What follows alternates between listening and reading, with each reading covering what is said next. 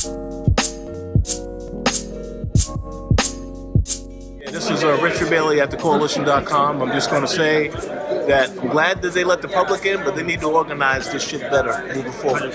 If it was up to me, I would extend E3, make it a 4-day event, 2 days for the press and 2 days for the public. We go to Gamescom in Germany every year, and they're open to the public. There's like 270,000 people there. It's tons of people, but it's also like 5 times larger than E3 in terms of like how many halls and how much space they have. So basically how they do it is it runs for 5 days. The first day is open for industry and press only.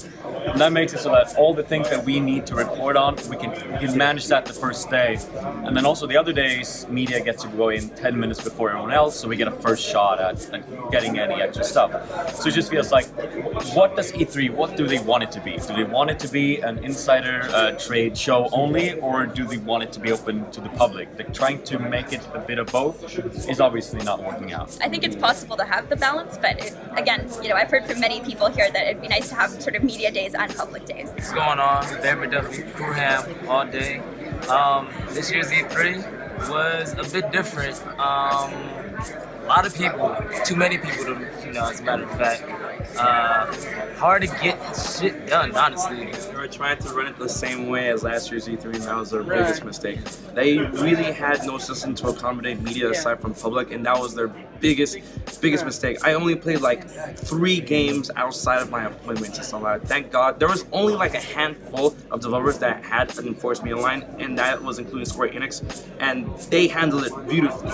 Everywhere else, including Nintendo, for the first day, it was a mess. So honestly, when it comes to the openness to public, I thought it was a bad idea from the beginning, and it showed this year. I mean, I have no problem with them opening up to the public next year and years beyond, but they just have to put a system in place to separate public from media. Hi, I'm David Jagno, games editor at UploadVR.com. I do think it was pretty crowded with the public, and I'm kind of curious to know if people really liked waiting in line for that long just to play 10-15 minute demos.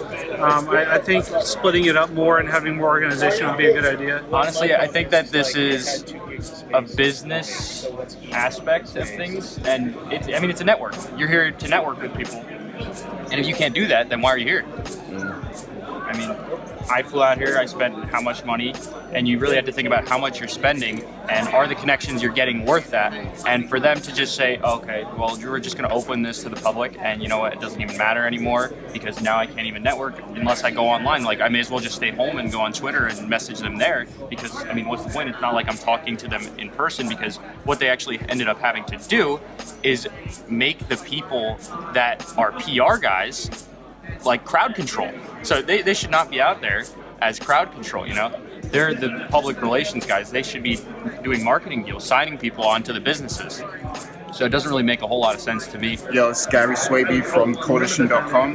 Definitely don't let the public back in again. At least not so much, because I found it really hard to navigate. Today was cool, there wasn't as much people today, but those first 2 days were hell trying to get to appointments on time. So yeah, ESA needs to figure that out. So we're from Zelda Universe, and yet, look, it was chaos, especially on the first day. They just weren't ready for it.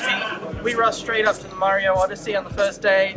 We waited in the queue for about 3 hours, and about an hour in, we were checking how many people are ahead of us, and then we checked 10 minutes later, there were more people ahead of us, because they were just coming in from the sides. It was a mob instead of a line. So you saw, if you go out day 3, Nintendo had the iron rods out, they had the curtains, they said this is where the line is, because it was just, they weren't ready for the public. Yeah, all the people is kind of annoying, but I like the idea that it's more open to the public.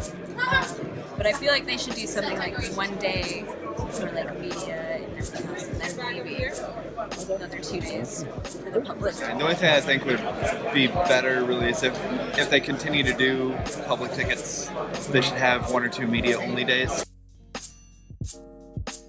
I think in the long run, they might have shot themselves in the foot because I had one of our viewers actually come up to me today and he said, I spent 4 hours in line to play Destiny 2. And he said, by the time I got to play, he's like, I didn't even give a fuck about the game. He's like, I'm tired, my feet hurt. He's like, I'm ready to go home. He's like, he said, I'm not coming back next year. He's like, it wasn't even worth it. A lot of people, and the thing is, a lot of fans, they come up to me and they're like, they were expecting kind of like the convention scene, and it really wasn't that, because E3 has been built as an expo, a trade show and stuff like that, and they come in expecting a convention, and I keep telling people days in before going to E3, I'm like, listen, if you're going to E3, don't expect it to be a convention. It's not a convention, it's a trade show, it's an expo. And then, you know, funny enough, yeah, exactly. And then E3 kind of like pseudo-marketed it that way, so I mean, I don't blame them for thinking that, but when they got here, they were disappointed that way. They were disappointed in the lines, they were disappointed in, you know, just the amount of people, because I promise you, E3s, I've been to E3, this is my third E3, the past two E3s, it was never, ever shoulder to shoulder, never. Can I ask you guys, the past E3s that you guys have gone to, is this the first one you've noticed there's merchandising now? Like literally you can go buy, you know, outside of like what E3 does, like now there's like third party guys who here. You can buy now branded sort of stuff and cosplay, you know, sort of stuff that you're like, this, I thought I was at PAX. I was like, am I at PAX East this year? And then I was like, no, they're E3. It feels like really the only winner for this year's E3 was E3 itself. They got more money and nobody got any benefits out of it.